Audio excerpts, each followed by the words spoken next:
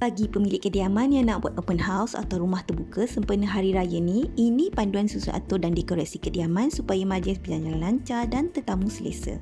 Jika kediaman kita kecil, letakkan semua perabot rapat ke dinding agar memudahkan laluan tetamu.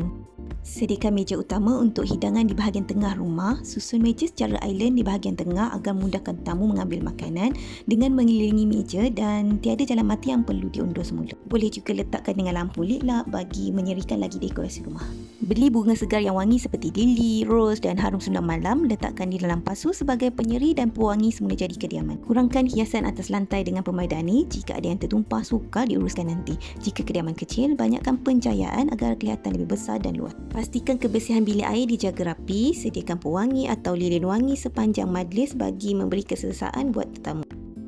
Hadkan akses dalam rumah semasa kehadiran tetamu. Ini untuk mengelakkan perabot dalam kamar tidur anda turut menjadi public area. Cukup sahaja ruangan majlis anda di sekitar ruang tamu, balkoni dan kawasan hadapan rumah. Jika kita tidak suka orang lain masuk ke ruang dapur kita, sediakan pemisah atau sediakan pinggan dan cawan pakai buang saja. Ia bukan sahaja dapat menjimatkan tenaga mencuci, tapi memudahkan kerja anda untuk mengemas sebaik sahaja majlis rumah terbuka selesai. Selain sediakan air manis, air kosong juga penting untuk tetamu yang datang. Jika tak rajin untuk membancuh air, boleh saja sediakan air minuman yang sedia diminum seperti air kota, air mineral dan sebagainya bagi menjimatkan masa anda.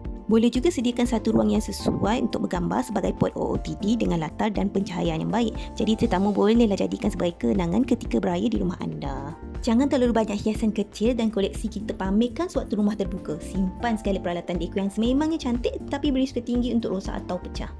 Sediakan bakul sampah secukupnya. Sebaiknya letak label dan minta tetamu asingkan sampah mengikut kategori seperti sisa makanan, tisu, cawan dan pinggan plastik, lidi sate dan sebagainya supaya pengurusan sisa sampah jadi lebih teratur. Sediakan satu bilik atau ruang khas untuk tetamu yang ingin solat atau menyusu anak, dilengkapi dengan telekong, sejadah dan keperluan lain yang diperlukan.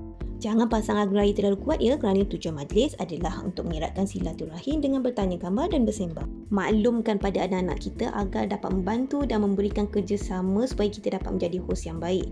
Briefing anak-anak awal itu penting dan pesan pada mereka jangan bawa kawan naik ke bilik. Dan akhir sekali, banyakkan berdoa dan betulkan niat kita agar majlis rumah terbuka yang diadakan berjalan lancar serta dapat mengeratkan silaturahim sekaligus dapat meraihkan bulan Syawal yang mulia.